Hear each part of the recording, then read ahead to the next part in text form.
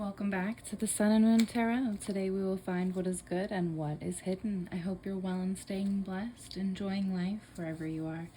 This is a late, water signs, Virgo season read. I've had a lot going on in my life. I apologize for that, but I am here for your read. It's tardy, but here it is. Virgo season read for my Cancer, Scorpio, Pisces. It's a general read, 3 rows of Rider-Waite tarot deck. We'll be doing first row as your recent past, your second row will be your current energy, your third row will be your future. We'll grab 2 clarifying cards for the end. Bottom of the deck, per usual, holds the overall energy for our read. And yeah, we'll get into it, water signs. I hope you're having a beautiful season.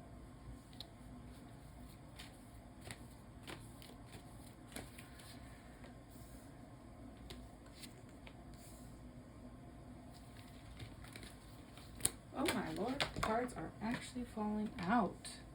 Wow. Tossing themselves out. Oh my, okay. So, wow. Alright, water signs. Cancer, Scorpio, Pisces. For your recent past, you currently have the 2 of Wands, the 9 of Swords, and the 5 of Wands. Did I say that right? 2 of Pentacles, 9 of Swords, 5 of Wands. And then for your current energy, the King of Wands and the Knight of Wands flew out. Ooh, beautiful. 10 of Pentacles.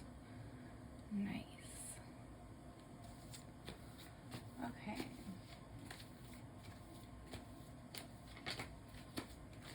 You have the 4 of Swords for your future.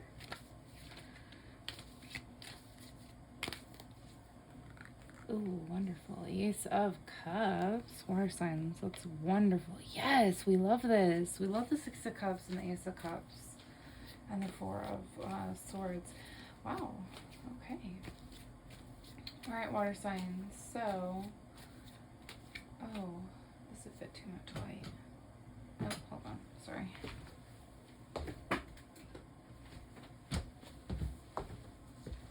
There we go. Sorry about that. Okay. Lighting fixed. Presentation is acceptable by me, I guess. If you don't like it, tell me and I'll try to edit it so it looks better for y'all. I did try to work on the volume per request of a viewer. I hope that it is better. Please let me know in the comments. Okay, so finally, your clarifying cards.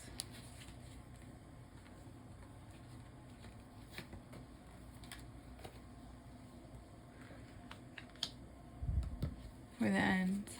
And at the bottom of the deck, you have the 7 of Wands for your overall energy.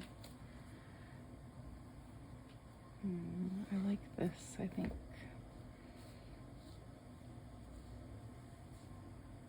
I might move that, but we'll see.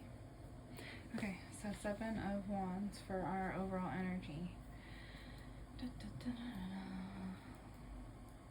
I'm not seeing any repeating numbers per se. Water signs. Let's go ahead and get into your Virgo season read. Okay, so with the 7 of Wands, you have perseverance, mounting 8 defense, and maintaining control. So throughout this read, you're really focused on how to defend yourself by passionate conflict, it would seem. And why I say that is not only your overall energy. For your recent past, the 2 of Wands is the 2 of Pentacles, 2 of Pentacles is balancing decisions, priorities, and adaptations. This is you really making like an earnest, honest understanding in terms of either grounding or career on how to adapt, like with money, how to put it in better places. And the reasoning for that is because you're trying to persevere and you're trying to mount a defense, because with the you've got the 9 of Swords and the 5 of Pentacles. I just keep stuttering today.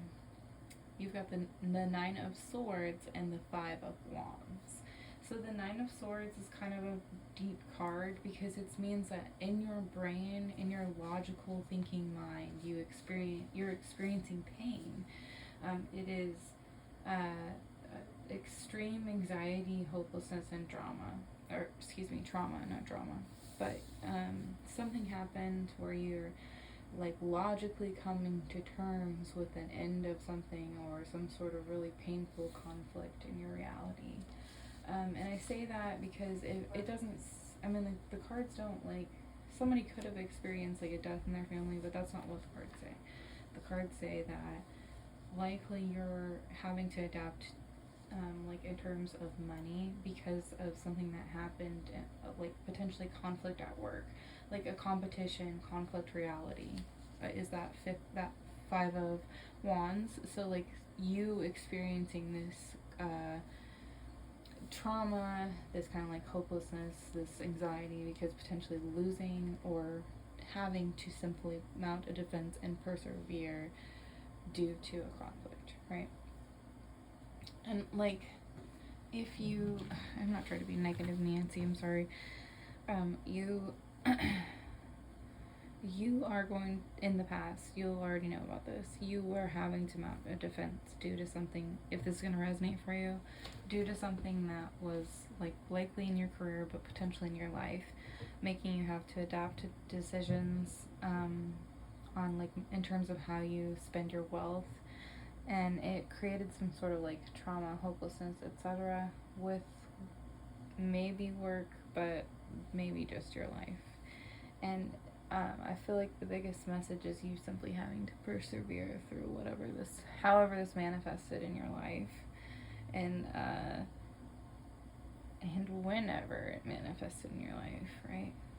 This read is late. It could have been whenever this happened, right?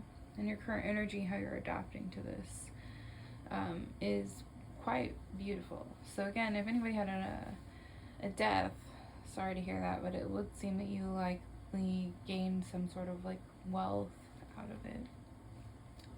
Again, I'm sorry to hear that if that happened. So the Queen of Wands is courage, determination, passion, and joy.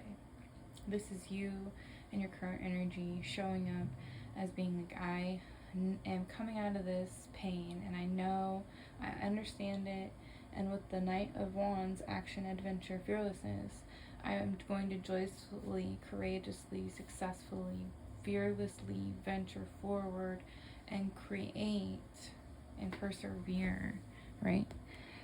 Through whatever this was, you've healed, and you're kind of focused on how to create this culmination of wealth, with that 10 of coins being potentially, if you had a death, like somebody leaving you money, but otherwise it's just like you building your legacy, you building what you're going to leave behind to the people that you love, you potentially creating a culmination of wealth, so that if you ever kind of hit this place of having to adapt again, it will be kind of easier for you, right? So with the Four of Swords, this is the energy of rest, restoration, contemplation. It's again that air energy. So whereas in the current energy, you have like this focus on,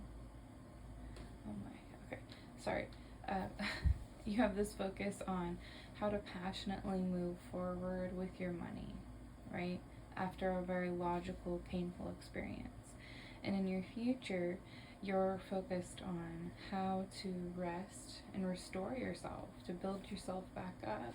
Because what you really are focused on is how to obtain this Ace of Cups and the Six of Cups, right? Very water sign of you. New feelings, spirituality, intuition. It's a level up with kind of like understanding emotions usually in the future. And with the Six of Cups being familiarity, memories, healing, restoration, it is the ability for you to like not just logically heal, but emotionally heal, and therefore understand not only what you went through, but you're going to gain like a level of intuition with other people as well, and understand why people act the way that they do in a bigger way than just like the direct reality of the conflict you went through, but like it will somehow directly tie out like larger to you on like a much larger scale, so that you will learn like something to do with how you connect with spirituality, or or your intuition with that Ace of Cups. So for your clairvoyant cards, you have a 55 and a 66 being your numerology for this read today. My beautiful water signs, you have the Hierophant and the 6 of Swords for your clairvoyant cards. First, major arcana to appear. That's not a bad thing. The Hierophant is a beautiful card, and she does represent tradition, legacy, society, organized religion. So this is the second big card to represent legacy for you. So you might be really focused on building your legacy right now. That may be a big deal to you.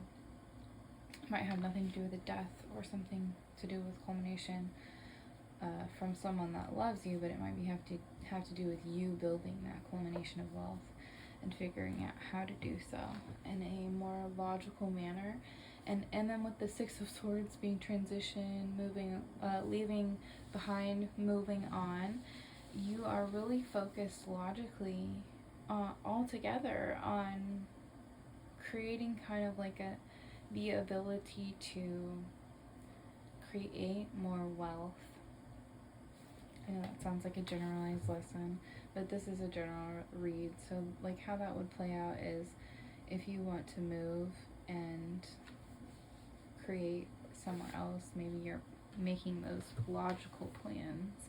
First you're like hitting these emotional levels of lessons where you're at, and then you're making logical plans on where you're going to transition and how. There's just like a lot here with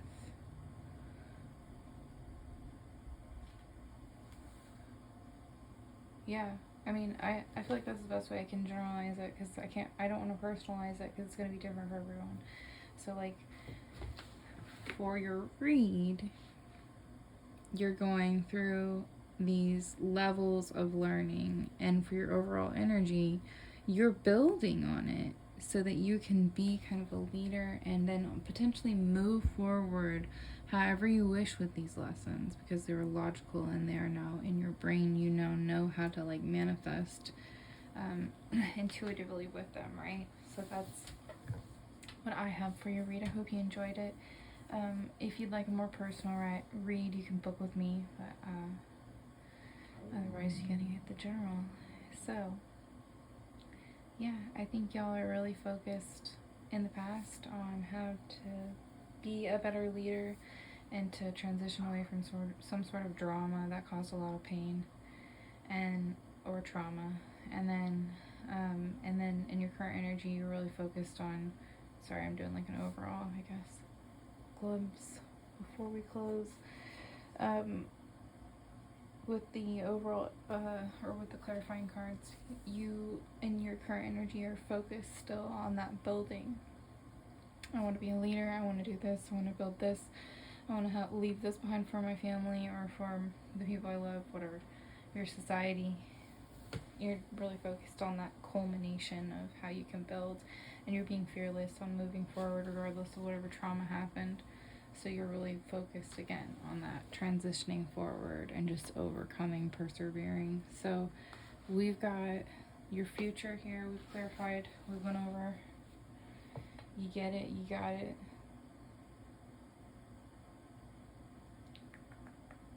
Yeah.